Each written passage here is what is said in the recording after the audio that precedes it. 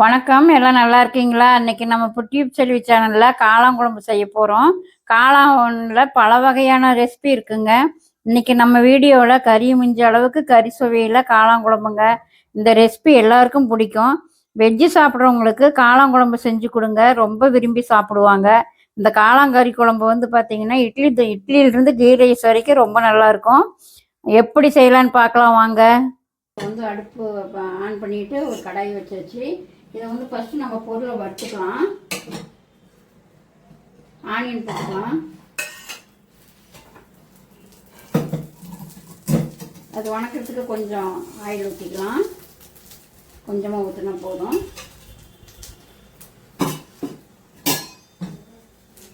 Onion வணக்கலாம். இந்த மாதிரி வணக்கி அரைச்சி ஊற்றி வச்சா சூப்பராக இருக்குங்க.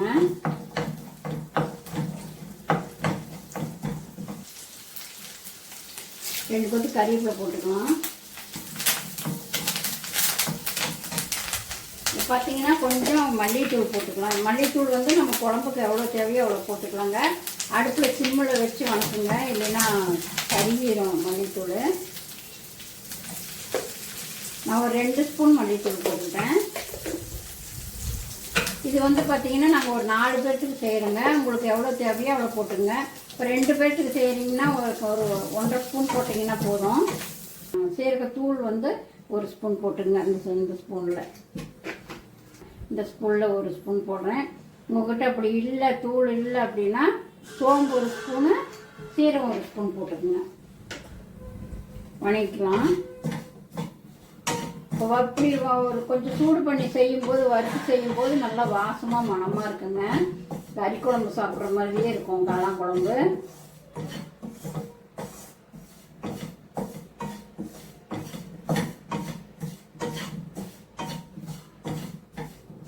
பாருங்க, இப்படி வறுக்கும்போது நல்லா மணம் வருங்க. அந்த மணம் வரும்போது அடுப்பு ஆஃப் பண்ணிடுங்க. இதை ஆறட்டுங்க. இதை அரைச்சி எடுத்துக்கலாம். இப்போ வந்து நம்ம காளானை தாளிச்சு விட்டுக்கலாம். ஒரு கடாயை ஊற்றிக்கிறேன். ஒரு 3 ஸ்பூன் எண்ணெய் ஊற்றிக்கிறேங்க.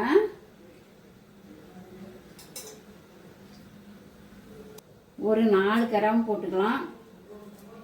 ஒரு 3 பட்டை போட்டுக்கலாம். நீங்கள் ஒரு இலை போட்டுக்குங்க. ஆனியன் போட்டுக்கலாம். இது வந்து வெங்காயம் ரொம்ப செவக்க வறுக்கணுங்கிறதுலாம் இல்லைங்க. ஓரளவுக்கு மீடியமாக நம்ம எப்பவும் குழம்புக்கு வணக்கிற மாதிரி வணக்கி விட்டாவே போதும். கறிவேப்பிலை போட்டுக்கோங்க. பாருங்க, வெங்காயம் கொஞ்சம் வணங்கிடுச்சு. இப்போ இந்த டைமில் பார்த்தீங்கன்னா நம்ம இஞ்சி பூண்டு பேஸ்ட்டு போட்டுக்கலாங்க.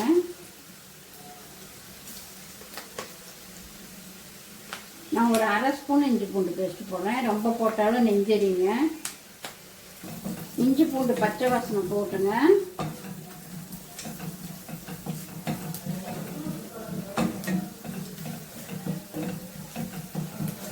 பாருங்க, இஞ்சி பூண்டு பச்சை வாசனை போயிடுச்சு, நல்லா மணந்து வருது. இப்போ இந்த டைமில் பார்த்தீங்கன்னா தக்காளி போட்டுக்கலாம்.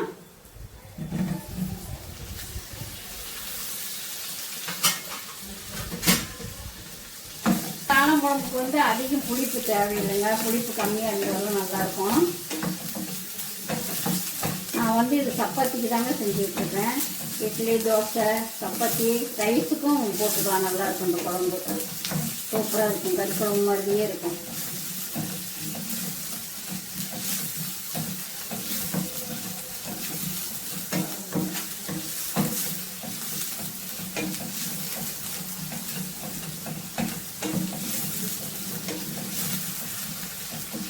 கொஞ்சம் உப்பு போட்டுக்கலாங்க தக்காளி வணங்குறதுக்கு. ஏன்னா இப்போ வர தக்காளி எல்லாம் வணங்கவே பண்ணிடுது. கொஞ்சமாக போடுறேன், அப்புறம் குழம்புக்கு பார்த்துக்கிட்டு போட்டுக்கலாம். ஏன்னா காளான் போடும்போது உப்பு போடாது இருந்தால் தான் காளான் அப்படியே இருக்கும். இல்லைன்னா அப்படியே வதங்கின மாதிரி ஒரு மாதிரி ஆகிடும் காளான். எப்பவுமே காளான் வணக்குனா பிரியாணிக்கோ குழம்புக்கோ காளான் கடைசியே உப்பு போடுங்க, அப்போ தான் நல்லாயிருக்கும். இல்லைன்னா காளான் அப்படியே டக்குன்னு இந்த உப்பு இருந்ததுன்னா டக்குன்னு தண்ணி விட்ட மாதிரி ஒரு மாதிரி குழம்புன்னு போயிடும். காளான் கரைஞ்சிரும் எல்லாம். காளானுக்கு வந்து கடைசியாக தான் உப்பு போடணும். நான் தக்காளி வந்து கொஞ்சம் கெட்டியாக இருக்குதுங்க ஃப்ரிட்ஜில் இருக்கிறதுனால, அதனால் உப்பு போட்டேன். நீங்கள் வெளியில் வச்சுருந்து நாட்டு தக்காளியாக இருந்தால் உப்பே போட தேவையில்லை, டக்குன்னு வணங்கிடும். பாருங்கள், தக்காளி நல்லா வணங்கிடுச்சு. இந்த டைமில் பார்த்தீங்கன்னா 2 பச்சை மிளகாய் போட்டுக்கலாம்.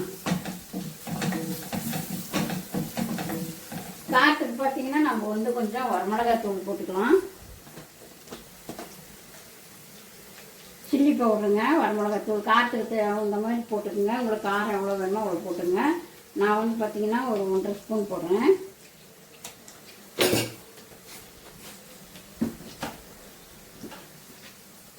கொஞ்சம் மஞ்சத்தூள் போட்டுக்கலாம்.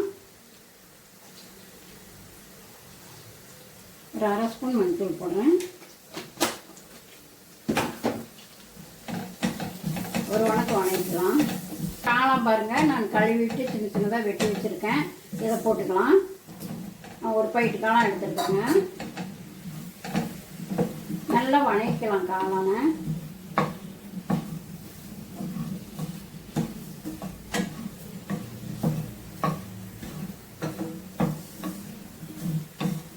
காளான் தண்ணி விடுங்க, வணக்கம் தண்ணி விடும்.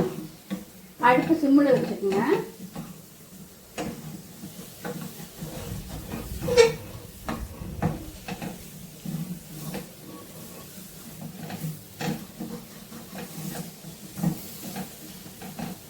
காளான் வணங்கிட்டுங்க. அதுக்குள்ளே நம்ம வறுத்து வச்சுருந்த ஆனியனும் மல்லிகைத்தூளையும் அரைச்சிட்டு வந்துடலாம்.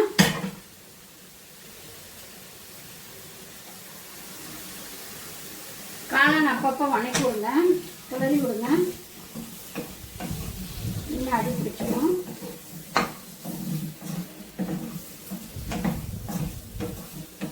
ஏன் பச்சை மிளகாய் இப்போ போட்டேன்னு கேட்டிங்கன்னா, பச்சை மிளகாய் இதுதாங்க அல்சர் வராது. நம்ம முன்னாடியே போட்டோம்னா அது வந்து எண்ணெயில் வணங்கி அப்படியே வெடித்த மாதிரி ஆயிரும். அப்புறம் அதில் இருக்கிற விதையெல்லாம் வெளியில் வந்துடும், நமக்கு அல்சர் இதாகும். இது வந்து சும்மா வாரத்துக்காக தான் போட்டிருக்கோம். இந்த மாதிரி போட்டோம்னா முழு மிளகா அப்படியே இருக்கும், ஆனால் வாசமாகவும் நல்லாயிருக்கும் மனமாக. அதுக்காக இப்போ தான் போட்டேன்.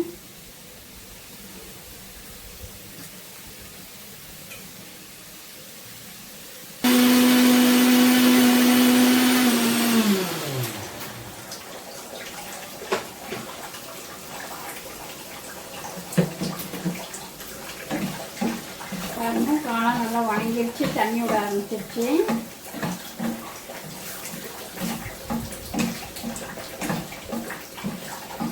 இந்த ஸ்டேஜில் வந்து நம்ம அரைச்சி வச்சுக்கலாம். இந்த அரைச்சி வச்சு ஊற்றிக்கலாம். ஒரு 2 நிமிஷம் அப்படி கிளறி கொடுத்துக்கலாங்க. இப்போ பார்த்தீங்கன்னா நம்ம மிக்ஸி கழுவுன தண்ணி ஊற்றிக்கலாம்.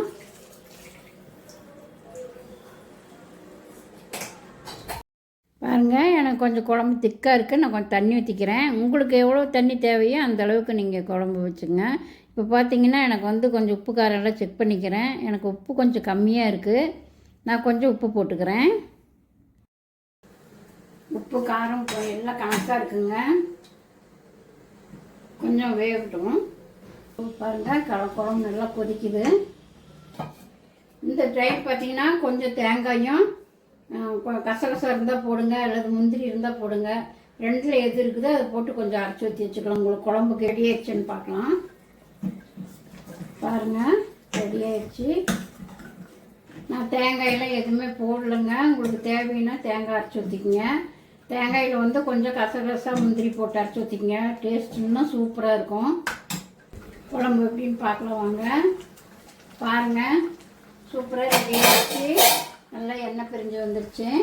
இப்போ இந்த ஸ்டேஜில் வந்து நம்ம குழம்பு கொஞ்சம் மல்லி இலை போட்டுக்கலாம். பாருங்கள், கொத்தமல்லி புதினா தூவியாச்சு. கொத்தமல்லி புதினா தூவிட்டு நீங்கள் அடுப்பை ஆஃப் பண்ணிடுங்க. இப்போ இது வந்து ஒரு மூடி போட்டு மூடிடுறாங்க. அப்போ தான் அந்த மணம் அப்படியே இருக்கும், அந்த கொத்தமல்லி புதினா மணம் அப்படியே இருக்கும். இது வந்து நீங்கள் ட்ரை பண்ணி பார்த்துட்டு உங்களுக்கு பிடிச்சிருந்தா அப்போ கமெண்ட்டில் சொல்லுங்கள். அப்படியே மறக்காமல் லைக் பண்ணுங்கள், உங்கள் ஃப்ரெண்டுக்கெல்லாம் ஷேர் பண்ணுங்கள், சப்ஸ்கிரைப் பண்ணுங்கள். பாருங்கள், குழம்பு ரெடி ஆயிடுச்சு. எவ்வளோ மணமாக இருக்குது பாருங்கள். இப்போ நம்ம வந்து சப்பாத்திக்கு ஊற்றி சாப்பிட்டு பார்க்கலாம் எப்படி இருக்குன்னு. சூப்பராக இருக்குங்க. நீங்கள் இந்த மாதிரி செஞ்சு சாப்பிட்டு பாருங்கள். மீண்டும் அடுத்த வீடியோவில் சந்திப்போம். பாய்.